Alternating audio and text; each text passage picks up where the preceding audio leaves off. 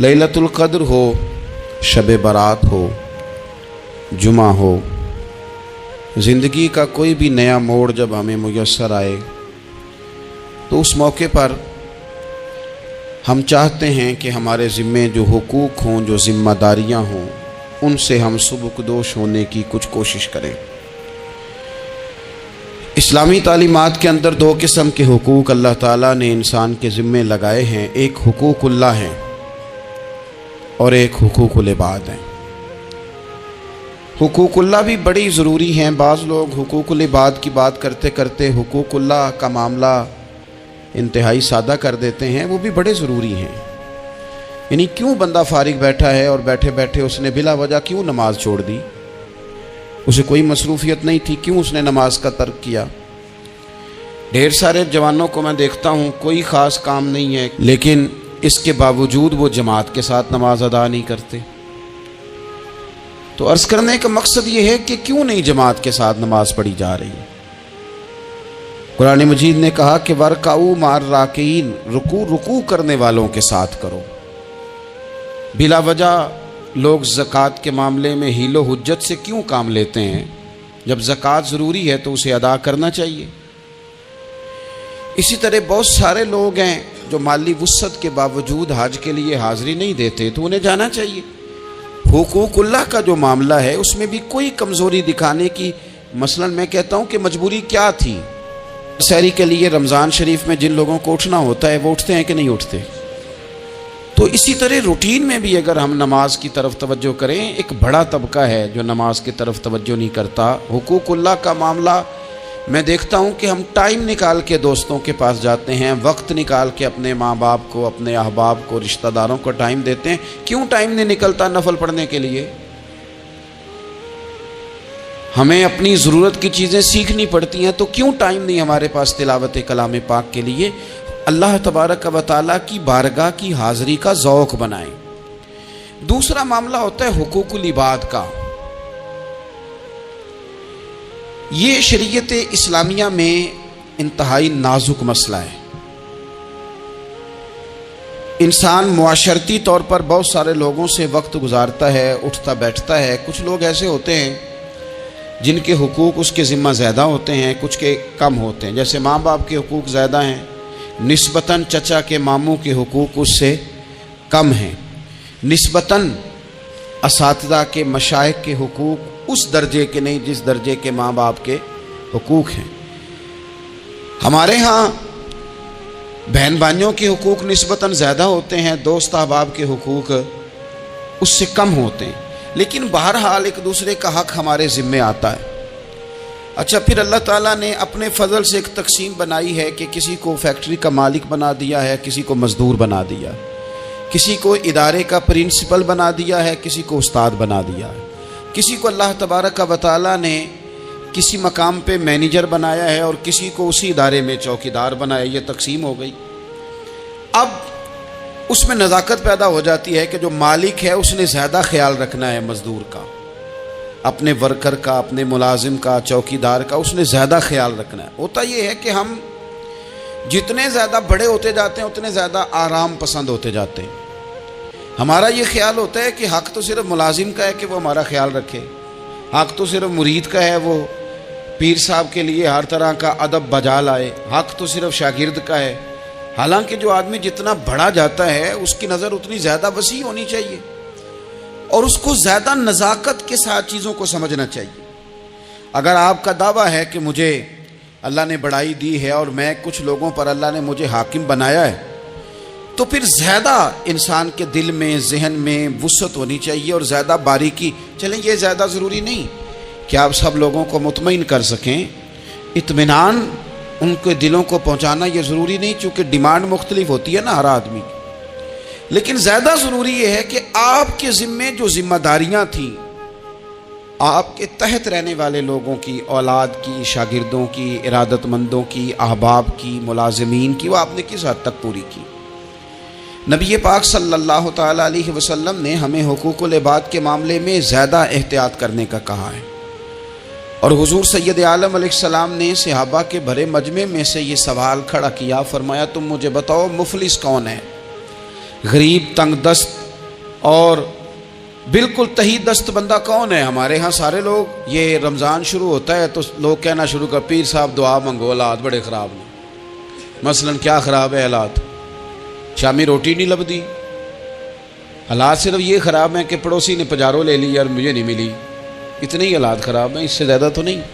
حالات اتنے ہی خراب ہیں کہ جو باہر بھائی چلا گیا تھا اس نے فلانی سوسائٹی میں پلاٹ لے لیا، میں پیچھے رہ گیا ہوں، اس سے زیادہ تو کوئی ایسا معاملہ نہیں۔ تو کتنے سارے لوگ ہیں جو اس بات کا اظہار کرتے ہیں۔ پھر میں نے یہ دیکھا ہے کہ بلا وجہ کے بعد لوگ شکوے کرتے ہیں، دیکھو جی میرا بھائی ہے، میرا دوست ہے، میرا رشتہ دار ہے، پڑوسی ہے، تو اس نے گاڑی بدل لیا ہے، موبائل بدل لیا ہے، فلانی چیز اس نے لے لیا، میرا خیال نہیں رکھا۔ بھئی مثلا آپ کا کیا خیال رکھنا چاہیے تھا؟ نہیں، اس نے موبائل لیا ہے 3 لاکھ کا، تو آپ کا خیال ہے کہ میرا یہ خیال رکھتا کہ 1.5 کا مجھے لے دیتا، 1.5 کا وہ یہ لے لیتا۔ یہ مطالبہ غلط ہے شریعت میں۔ آپ کے جو ذمے، اس کی ذمہ داریاں جہاں تک بنتی ہیں وہاں تک تو وہ ادا کرے گا۔ دیکھیں نا، شریعت اسلامیہ بڑا پیار کرتی ہے بندے کے ساتھ، تو کھرب پتی بندے پر بھی شریعت نے یہ نہیں قدغن لگائی کہ تو کھرب پتی ہے تو اس طرح کر 40% زکوٰۃ دے، یہ نہیں کہا۔ لاکھ پتی بھی 2.5% ہی دے گا اور ارب کھرب پتی بھی 2.5% ہی دے گا۔ اگر اس کے دل میں وسعت اللہ نے پیدا کیا تو وہ لوگوں کا خیال کرے۔ تو حقوق العباد کے معاملے میں بعض تو ہمارے مطالبات ہیں جو مطالبے سرے سے درست نہیں، سرے سے ٹھیک نہیں، لیکن جو بعض اوقات ہمارے وجود سے، لہجے سے، آنے جانے سے ٹھیس پہنچ جاتا۔ میں پرسنلی بعض چیزوں کو نوٹ کرتا ہوں اور مجھے ان کا بڑا خیال رہتا ہے۔ میں محسوس کرتا ہوں کہ نہ چاہتے ہوئے بھی ہمارے رویے سے بعض لوگوں کو تکلیف ہوتی ہے، نہ چاہتے ہوئے۔ تو حقوق العباد کے مسئلے میں ہم زیادہ کمزور ہو جاتے ہیں۔ آج یہ سوچنا ہے کہ وہ جو میری ذمہ داریاں ہیں، جو شریعت نے، دین نے، اسلام نے، اور کچھ میں نے خود کہیں شاگرد بن کر، کہیں ارادت مند بن کر، کسی جماعت کا ممبر بن کر، کسی مسجد کی ذمہ داری لے کر، کسی ویلفیئر کام کی ذمہ داری لے کر، کسی غریب کی ذمہ داری لے کر، کسی مزدور کی ذمہ داری لے کر، جو میں نے اپنے اوپر خود چیزیں ضروری قرار دے لی ہیں، میں ان میں کہاں تک کامیاب ہو سکا ہوں اپنی ذمہ داریوں کا۔ حضرت معاویہ بن خدیج رضی اللہ تعالیٰ عنہ ایک صحابی ہیں، وہ فرماتے ہیں کہ مجھے حضرت عمر نے کہیں بھیجا تھا جہاد کے لیے، تو میں وہ کامیابی کی خبر لے کر دوپہر کو لوٹا۔ تو عرب شریف کے اندر چونکہ گرمی زیادہ ہوتی ہے، میں نے مناسب نہیں سمجھا کہ میں حضرت عمر کو دوپہر کو جگا کے خبر دوں کہ حضور بے فکر ہو جائیں، اللہ نے کامیابی دے دی۔ میں نے شام ہونے کا انتظار کیا، یہ ان کے اچھے اخلاق کی علامت، اعلیٰ ظرفی کی بات بتا رہے ہیں۔ کہتے میں نے شام ہونے کا انتظار کیا، مغرب کے وقت یا عصر کے وقت میری ملاقات ہوئی، تو میں نے حضرت عمر سے کہا کہ حضور الحمدللہ اللہ نے کامیابی دے دی، جس مہم پہ آپ نے بھیجا تھا وہ اللہ کے فضل سے اس مہم سے کامیابی ہو گئی۔ تو حضرت عمر فرمانے لگے دیر سے کیوں آئے؟ مجھے تو امید تھی کہ تم سرے دوپہر آ جاؤ گے۔ میں نے کہا حضور میں دوپہر کو ہی گیا تھا، دوپہر کو ہی گیا تھا، پر سوچا کہ آپ آرام میں ہوں گے۔ کیا جواب ہے، اور کیا اس جواب کے اندر بہت سارے لوگوں کی ترجمانی ہے۔ حضرت عمر فرمانے لگے آرام کرتا تھا میں، پر وہ دور گزر گیا، اب تم دوپہر کی بات کرتے ہو، اب تو رات کو بھی کم ملتا ہے۔ وہ تھا ایک دور، اب جب اپنے ذمے خود ذمہ داریاں زیادہ لے لی، اب کیا پتا کہ کوئی کہاں سے چل پڑا ہے تجھے ملنے کو۔ وہ دور گزر گیا جب تو سوتا تھا، من چاہی زندگی بتاتا تھا، اب تو نے خود یہ فیصلہ کیا ہے۔ اب تو میں بھائی تم دوپہر کی بات کرتے ہو، میں تو رات کو بھی گشت کرتا ہوں کہ کوئی ضرورت مند تو نہیں، کوئی حاجت مند تو نہیں۔ تو جو ہمارے ذمہ داریاں ہیں ان میں نازک حد تک امام بہقی روایت لائے ہیں، ایک صحابی تھے جو حضور کو ہنسایا کرتے تھے، حضور کو ہنساتے تھے، نبی پاک کو بڑے پیارے تھے۔ اس طرح کے بھی کچھ بندے ہونے چاہیے، اس طرح کے بھی کچھ بندے۔ صحابہ کرام علیہم رضوان فرماتے ہیں جب حضور غم امت میں پریشان ہوتے تھے تو ہم منتظر ہوتے تھے کہ کبھی وہ ہنسانے والا آج آ جائے نا، 2-4 باتیں ایسی کر جائے نا ہنسانے والی، تو معاملہ ٹھیک ہو جائے۔ کچھ لوگ ایسے ہوتے ہیں جن کو دیکھ کے ہی چہرے پر تازگی آ جاتی ہے، مثل تعویذ ہوتے ہیں نا کچھ لوگ، وہ جب بھی ملتے ہیں شفا ہوتی ہے۔ تو یہ حضور کے پاس بیٹھے ہوئے تھے اور ہنسانے والی گفتگو کر رہے تھے، تو نبی پاک بھی ان سے باتیں کرنے لگے، تو بات کرتے کرتے نا حضور نے انگلی ان کی طرف بڑھائی تو ان کے وجود کو انگلی لگ گئی۔ ایک تو وہ روایت ہے نا کہ صفیں سیدھی کراتے وقت حضور تیر کے ساتھ صفیں سیدھی کرا رہے تھے تو ایک صحابی کے پیٹ پہ لگ گیا، انگلی لگ گئی۔ عجیب دیوانے ہیں، کہنے لگے آپ نے مجھے تکلیف دی ہے، معاذ اللہ انگلی چبھو دی، میں نے تو بدلہ لینا ہے۔ ہمارے ہاں مسئلہ یہ بن گیا ہے کہ کوئی بڑا آدمی بھی اپنے آپ کو قانون کے حوالے نہیں کرتا۔ ملک سے لے کر امت مسلمہ کے کل مسائل تک ہمارے ملک کے اندر ہر بندہ اس کا مزاج ہوتا ہے کہ وہ اپنے آپ کو قانون سے بالا تر سمجھتا ہے۔ لائن میں لگنا لوگ پسند نہیں کرتے۔ یہ ایک بہت بڑا مسئلہ ہے۔ حضور صلی اللہ علیہ وسلم کی انگلی لگ گئی تو کہنے لگے آپ نے تو مجھے تکلیف دی ہے، میں تو بدلہ لوں گا۔ تو حضور نے فرمایا لے لے بدلہ۔ اپنے آپ کو قانون کے حوالے بڑا آدمی جب کرتا ہے تو قانون کی عزت بڑھتی ہے، قانون کا وقار بڑھتا ہے، سوسائٹی کے اندر پھر طاقتور قانون ہو جاتا ہے۔ لیکن جب غریب آدمی کے لیے قانون اور ہو اور امیر کے لیے قانون اور ہو، تو اصل معاملہ تو قانون کی بالادستی کا ہے، آئین کی پاسداری کا ہے، اصولوں پہ کھڑے ہونے کا ہے۔ تو نبی پاک صلی اللہ تعالیٰ علیہ وسلم سے کہا کہ میں، حضور نے فرمایا لے لو بدلہ۔ یہ حقوق العباد کی نزاکت عرض کر رہا ہوں، لے لو بدلہ۔ انہوں نے کہا جی پیٹ سے کپڑا ہٹائیے، تو حضور نے پیٹ سے کپڑا ہٹا دیا۔ تو بڑے دیوانے آدمی تھے، انہوں نے امت کو بتانا تھا کہ کچھ اس طرح کے رنگ بھی ہوتے ہیں محبت کرنے کے لیے، الٹی ہی چال چلتے ہیں دیوان گانے عشق، آنکھوں کو بند کرتے ہیں دیدار کے لیے۔ اس طرح بھی کبھی کبھی ہوتا ہے۔ کپڑا حضور نے ہٹایا تو انہوں نے نبی پاک کے جسم نور کو چومنا شروع کر دیا، کہنے لگے دن بڑے ہو گئے تھے، موقع نہیں کو بن رہا تھا، تو چلو یہ ایک موقع ملا ہے، حضور آپ کو کسی کے ساتھ زیادتی کر سکتے ہیں تو میں تو موقع تلاش کر رہا تھا۔ اور میرے بھائی نماز کا بھی موقع تلاش کرتے تھے صحابہ، جہاد کا بھی موقع ڈھونڈتے تھے، پر محبوب سے محبت کا بھی موقع ڈھونڈتے تھے۔ کبھی کبھی نا محبت کا بھی تو موقع نیرے خشک نہیں نہ ہو جانا چاہیے۔ نہ علماں وچ پھسا سانو تو یار دی گل سنا سانو، اوتھے علم دا سکہ نہیں چلدا جتھے عشق ہوراں دا ڈیرا ہے۔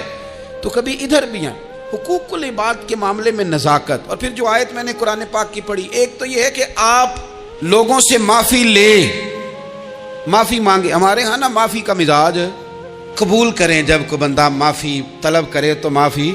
ہمارے ہاں معافی مانگنے کا رواج میں آپ یقین کریں سرے سے ہے ہی نہیں، بلکہ الٹا لوگ چڑھائی کر جاتے ہیں، کہتے ہیں اوہو تم نے معافی مانگ لی ہے تو معاملہ ہی ختم ہو گیا۔ اور جو آدمی، میں بڑے زمانے سے کہہ رہا ہوں کہ میرے ملک میں ایک رواج بنتا جا رہا ہے، جس کی زبان جتنی زیادہ سخت ہوتی ہے اس کا عروج اتنا زیادہ ہوتا ہے۔ جو تھوڑا سا شرافت کا مظاہرہ کرے لوگ اسے بزدل سمجھ لیتے ہیں۔ عزیز بھائیوں، اپنی زندگی میں معافی مانگنے کا مزاج بنائیں۔ آپ طلب کریں کہ یار مجھ سے غلطی ہو گئی، میں انسان ہوں۔ آپ یقین کریں ڈھیر سارے لوگ ہیں جن کے ذمہ ڈھیروں معافیاں ہیں، لیکن ان کا مزاج نہیں، ان کی طبیعت نہیں، ان کا تکبر آڑے آ گیا ہے۔ اور میرے نبی پاک صلی اللہ تعالیٰ علیہ وآلہ وسلم نے فرمایا تھا یہیں بدلہ دے دو کسی کا دینا ہے تو، یہیں معافی لے لو یہیں، ورنہ فرمایا یاد رکھنا قیامت کے دن تو اس طرح ہوگا کہ اگر سینگ والی بکری نے بغیر سینگ والی بکری کو مارا ہوگا اسے بھی قیامت میں بدلہ دینا پڑے گا۔ یہیں معافی تلافی لے لو یہیں۔ تو ہمارے ہاں مزاج نہیں، مزاج بنائیں نا آپ، معافی کا مزاج بنائیں۔ رسمی ویسے معافیاں مانگتے ہیں، حج پہ جا رہا ہوں بھائی اگر کوئی ہو گئی تو معاف کر دینا، یہ تو رسم ہے، تو بڑی دنیا ادا کرتی۔ آپ کو پتہ ہے کہاں آپ کو معافی لینی ہے، تو جہاں جہاں اس طرح کے معاملات ہیں وہاں آپ کلیئر کریں۔ صحیح بخاری میں حدیث ہے حضرت ابو ذر غفاری سے، جب کسی نے کہا کہ آپ نے اسی طرح کے کپڑے خود پہنے ہیں جس طرح کہ آپ کے غلام نے پہنے، یہ کیا معاملہ ہے؟ تو فرمانے لگے، اعلانیہ خود بتانے لگے، فرمانے لگے مجھ سے ایک دفعہ غلطی ہو گئی تھی، میں نے ایک غلام کو جھڑک دیا تھا تو نبی پاک نے مجھے تنبیہ فرمائی، تو میں نے اس غلام سے معافی بھی مانگی، اور اس دن سے لے کر آج تک میں جس طرح کا خود لباس پہنتا ہوں اسی طرح کا اپنے غلام کو پہناتا ہوں۔ تو وہ خود بیان کر رہے ہیں، وہ لوگ اظہار کر رہے ہیں کہ ہم نے یہاں نبی پاک علیہ الصلوۃ والسلام کے تنبیہ کرنے پر ہم نے اپنے غلام سے، خادم سے یا کسی غلام سے معافی مانگی، تو معافی مانگنے سے بندے کا قد کبھی چھوٹا ہوتا ہے؟ میرے نبی پاک علیہ السلام نے فرمایا جو معافی مانگ لے اللہ تو اس کی عزت میں اضافہ کر دیا کرتا ہے۔ تو اس لیے ایک تو جہاں یہ معاملہ ہے وہاں، اور دوسری جو آیت میں نے تلاوت کی اس میں اللہ کہتا ہے کہ غصہ پی بھی جاؤ، معافی مانگو بھی اور معاف کر بھی دو، والکاظمین الغیظ والعافین عن الناس۔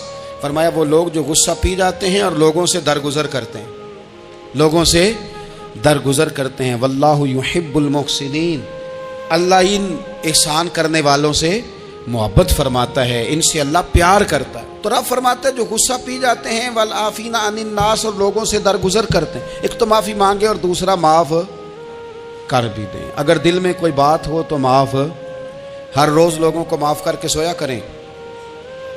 پہلے تو اس طرح کا کوئی کام ہی نہ کریں۔ ایک شخص نے جملہ کہا تھا، لکھا تھا، کمال لکھا تھا، اس نے کہا تھا کبھی ایسا کوئی کام نہ کرنا کہ کوئی تمہاری وجہ سے جا کے رب کے سامنے رونا شروع کر دے۔ ایسا کوئی کام نہ کرنا کہ کوئی بندہ تمہاری شکایتیں اللہ رسول کو لگائے، اس طرح کا کبھی کام نہ کرنا کہ وہ تڑپ اٹھے اور کہے اب تمہارا شکوہ میں نے وہیں کرنا ہے۔ کچھ لوگوں کی شکایتیں کرنی پڑتی ہیں، اللہ رسول کی بارگاہ میں بھی، اپنے مشائخ کی بارگاہ میں کر دیتے ہیں بعض اوقات انسان، وہ بے بسی کے عالم میں کرے یا بہت زیادہ تکلیف اسے سہنی پڑے تو تب کرے، ہو جاتا ہے۔ تو ایک تو ایسا کریں نا، اور کوشش کریں لوگوں کو معاف کر دیں، اپنے دل سے چیزیں نکال دیں۔ دو لوگ بیٹھے تھے نا حرم مکہ میں، ایک صاحب کہہ رہے تھے کہ میرے اوپر بدر میں جو قتل ہو گئے کفار، ان کا ذکر چل رہا تھا، تو دونوں گفتگو کر رہے تھے بدر میں ہمارے اتنے لوگ مسلمانوں نے مار دیے۔ تو ایک ان میں کہنے لگے کہ اگر میرے اوپر قرض نہ ہوتا اور میرے چھوٹے چھوٹے بچے نہ ہوتے تو میں تو تلوار لے کے جاتا اور مدینہ شریف جا کے معاذ اللہ بدلہ لے آتا۔ دوسرا کہنے لگا میں دیتا ہوں نا تیرے بچوں کا خرچہ بھی اور میں تیرا قرضہ بھی اتارتا ہوں، تو جا۔ اس نے کہا پکی بات ہے؟ کہا ہاں، قرضہ بھی میں اتار دوں گا، تیرے بچوں کا خرچ بھی اٹھاؤں گا، تو جا۔ اس نے خنجر تیار کیا، تلوار تیار کی، گھوڑے پہ بیٹھا، گلے میں وہ تلوار اس نے اپنے ڈالی اور مدینہ شریف آ گیا۔ اتفاق کی بات یہ کہ ملاقات حضرت عمر سے ہوئی۔ جناب عمر کہنے لگے مجھے تیری نیت ٹھیک نہیں لگتی، پکڑا کدھر آئے ہو؟ کہنے لگا میں تو بدر کے قیدیوں کے بارے میں بات کرنے آیا۔ فرمایا تلوار لے کے چل تجھے حضور کے پاس لے کے جاتا ہوں۔ نبی کریم کی بارگاہ میں لے گئے تو حضور فرمانے لگے کیسے آئے ہو؟ کیسے آنا ہوا؟ کہنے لگے جی میں تو بدر کے جو قیدی آپ کے پاس ہیں ان کی بات کرنے آیا تھا۔ تو حضور فرمانے لگے چل پھر باقی کی میں سناؤں۔ خیال آیا مسلمان نیک و بد پہچان جاتے ہیں، محمد آدمی کے دل کی باتیں جان جاتے ہیں صلی اللہ تعالی علیہ وسلم۔ فرمایا میں سناؤں؟ حضور کیا؟ فرمایا تم اور فلاں بن فلاں وہاں بیٹھے ہوئے تھے نا حرم مکہ میں فلاں پہاڑ کے ساتھ ٹیک لگا کے، اور تم نے یہ کہا تھا نا کہ قرضہ نہ ہوتا، بچے چھوٹے نہ ہوتے تو بدر کے مقتولین کا میں بدلہ لیتا۔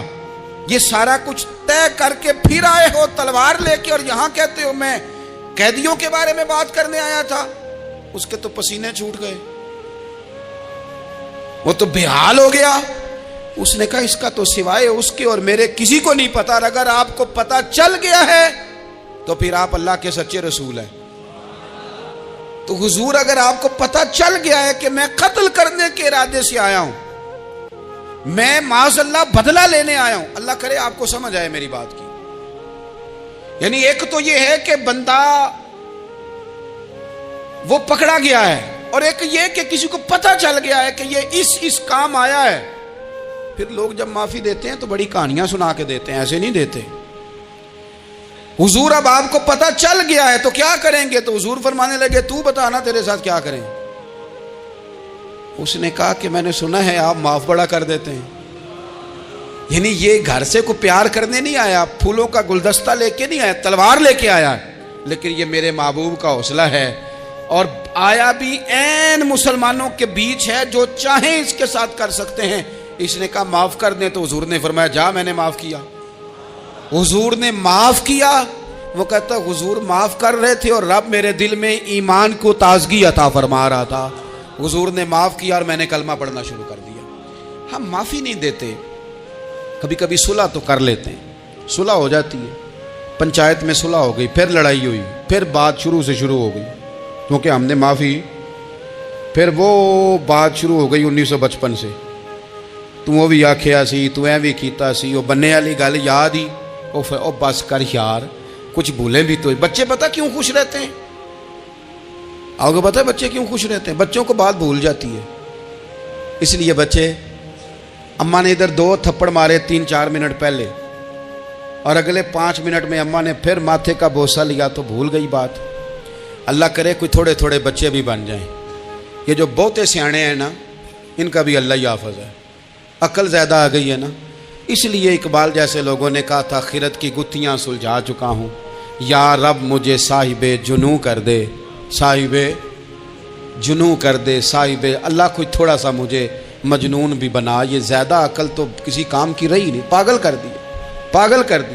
بہت سارے لوگ ایسے ہیں زیادہ سمجھدار ہوتے ہیں، لہذا معافی دینے کو تیار، معافی دیں، جب کوئی معافی کا مطالبہ کرے تو اسے معافی، سب سے مشکل کام ہوتا ہے لمبی لسٹ والے دشمن کو معاف کرنا، لسٹ جس کی لمبی ہو نا غلطیوں کی، ایک آدھ غلطی تو معافی ہو جاتی ہے، کچھ لوگوں کی لسٹ بھی بڑے، کچھ عادی مجرم بھی ہوتے ہیں، لسٹ لمبی ہوتی ہے، ان کو معافی دینا بھی تھوڑا سا مشکل ہوتا ہے، لیکن کمال بھی یہ ہے کہ جس کی لسٹ لمبی ہو اسے یک جنبش قلم بندہ معاف کر دے، کو چھٹی ہو گئی جا تجھے معاف کیا۔ اور یہ ہمیں کیوں کرنا چاہیے کہ میرا رب بھی ایسے کرتا ہے، میرا رب بھی ایسے، وہ گنواتا تو نہیں نا، یہ بھی کیا، یہ بھی کیا، یہ بھی کیا۔ حضور فرماتے ہیں، ذرا سننا حدیث، حضور فرماتے ہیں کچھ لوگوں پہ اللہ کرم کی چادر ڈال کے نا قیامت والے دن، یہاں بھی اس نے پردہ رکھا تھا تو وہاں بھی کرم کی چادر ان پہ ڈلے گی، تو اللہ فرمائے گا یہ گناہ کیے تو چھوٹے چھوٹے گناہ اس کے گنوائے جائیں گے، یہ ورد، اب وہ ڈرے گا، چونکہ پتہ تے سارا ہے نا سردار نو کیتیاں دا، اب وہ ڈرے گا، چھوٹے چھوٹے گناہ اس کے گنو، تو اس کا خیال ہے بڑے بڑے بھی نہ سامنے آ جائیں، چھوٹی چھوٹی غلطیاں اس کی گنوائی جا رہی ہیں، جو ڈر رہا ہے، کانپ رہا ہے، قربان جائیں نبی پاک کے لفظوں پہ۔ کچھ گلاں اجیاں نے قرآن پاک اجیاں نے، یہ نا میری دادی کہا کرتی تھی، میری اماں کہا کرتی تھی، اے کچھ کام اجے نے، کچھ گلاں اجیاں نے کہ اتنے دل کردہ ہے صفحہ بند ہو جانا ہے تو معافی ہو جانی، یعنی ختم ہے یہ بات، اس سے آگے کسی نے سوال پوچھنا ہی نہیں۔ چھوٹے چھوٹے گناہوں کا اللہ تذکرہ فرمائیں، یہ کیا یہ کیا یہ کیا، یا اللہ ہو گیا، اب بندہ ڈر رہا ہے کہ بڑے بڑے بھی سامنے آ جائیں گے، لیکن چھوٹے گناہوں پہ ہی فل سٹاپ لگا کے نا، تو رب فرمائے گا یہ جو تیرے گناہ ہیں نا، اس کے بدلے تجھے نیکیاں دی جا رہی ہیں، تو نے سچی توبہ کی تھی تو ان گناہوں کو بدل کے نیکیاں بنایا جا رہی ہیں۔ پہلے ڈر رہا تھا، حضور فرماتے ہیں، اب فٹافٹ بول پڑا، کہنے لگا یا اللہ میں نے تو بڑے بڑے بھی کیے ہیں، یعنی اگر چھوٹوں کی نیکیاں بن گئی ہے تو وہ پاپ کدھر ہیں بڑے بڑے، وہ میرے کدھر ہیں؟ کریم یہ بات کر رہے ہیں اور صحابہ رو رہے ہیں، میں نے تو بڑے بڑے بھی کیے ہیں، بڑے بڑے کدھر ہیں؟ اللہ تعالیٰ بندوں کو معاف فرماتا ہے، رب اپنے بندوں کو وہ معاف کرتا ہے۔ اگر اللہ معاف نہ کرے تو جتنے جرم ہمارے رب کو ہمارا پتہ ہے، بتاؤ سویرے روٹی ملے، سانس ملے، شعور قائم رہے، جب مالک اتنا معاف کرتا ہے تو ہم اس کے بندوں کو کیوں نہیں معاف کرتے؟ کر دے معاف۔ پکے لوگ کھڑے تھے، پکے دشمن کھڑے تھے فتح مکہ کے دن حضور کے سامنے، اور کچھ لوگ ایسے ہوتے ہیں جن سے امید نہیں ہوتی، اپنے ہوتے ہیں کہ یہ والا جملہ، اور بندہ کہتا ہے یار تجھے تو نہیں نہ کہنا چاہیے تھا، کوئی اور کہتا مجھے، کہتے ہیں، یہ نہ سمجھیں کہ لوگ کہتے نہیں، کہنے والے، یہ بات ہی آپ چھوڑ دیں کہ کوئی آپ کو کچھ کہے گا نہیں، یہ چھوڑ دیں۔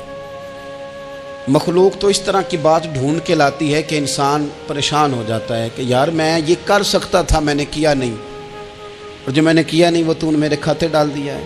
ایسے لوگ سامنے کھڑے ہو گئے فتح مکہ کے دن کہ جن کے چہروں سے ان کی زیادتیاں عیاں ہو رہی تھیں، ان کے ظلم چھلک رہے تھے چہروں سے، حضور کے سامنے کھڑے ہیں، کانٹے بچھانے والے بھی، روڑے مارنے والے بھی، گلے میں رسیاں ڈال، سارے کھڑے ہیں۔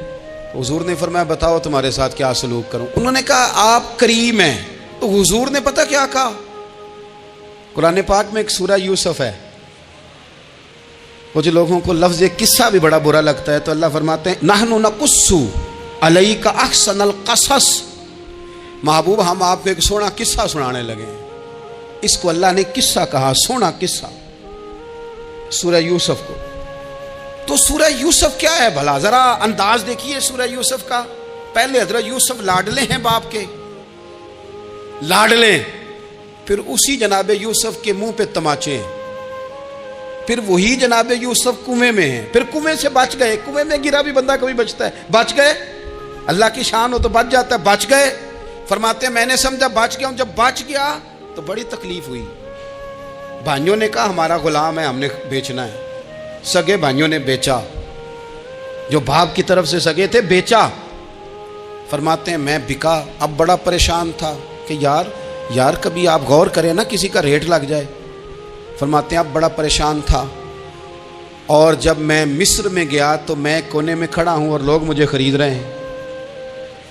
मोहब्बत में ये किस्सा सुनाना तो आसान है कि बीबी अट्टी लेके आ गई थी, पर जो बेकरा है उसका भी तो हाल देखो ना क्या है, इसका रेट लग रहा है, ये भी तो बड़ी। और जनाब यूसुफ कहते हैं फिर अजीज़ मिस्र ने खरीद लिया तो बादशाह के घर गया तो कुछ सुख का सांस आया। ये हजरत यूसुफ हैं, ये लाडले हैं। फरमाते हैं सुख का सांस लिया ही था कि जनाब जुलेखा ने इल्ज़ाम लगाया, और वो गलती माज़अल्लाह जिसका तसव्वुर भी नहीं, उसकी पादाश में सालों जेल काटा।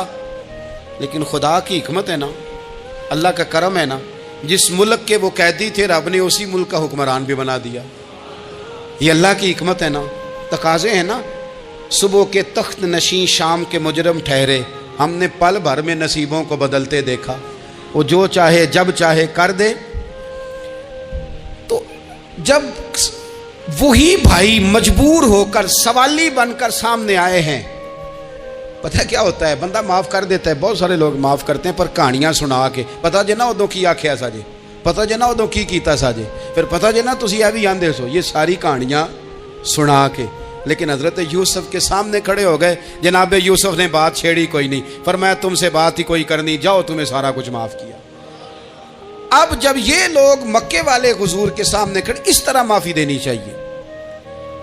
ये जब सामने खड़े हुए तो हुजूर ने फरमाया पता है तुम्हारे साथ क्या सलूक करने वाला हूं?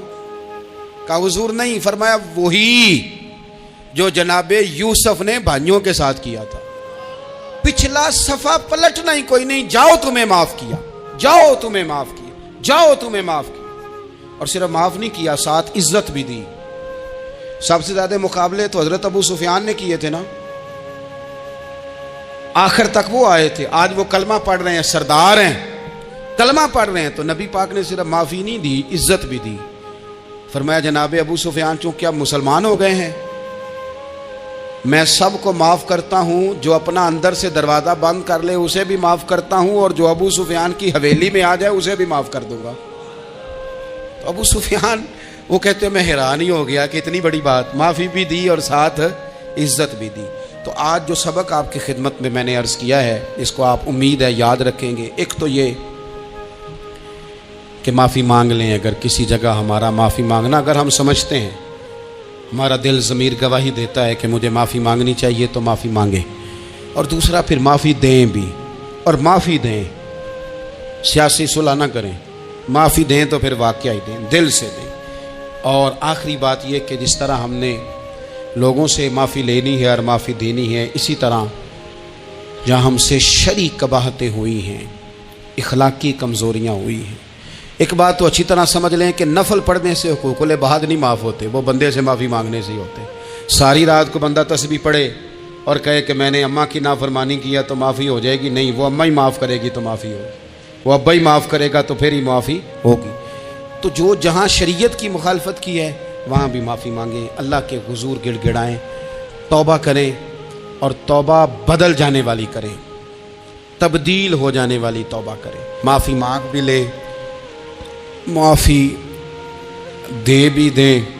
और आपसे ये भी गुजारिश करूँगा कि जहाँ अल्लाह रसूल की हमसे नाफरमानी हुई है, वहाँ तन्हाई में 2 नफल पढ़ के, तन्हाई में अल्लाह ताला से भी माफ़ी के खास्तगार हों।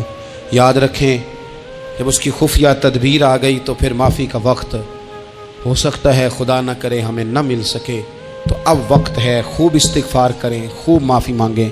अल्लाह ताला آپ کو اور مجھے عمل کی توفیق عطا فرمائے۔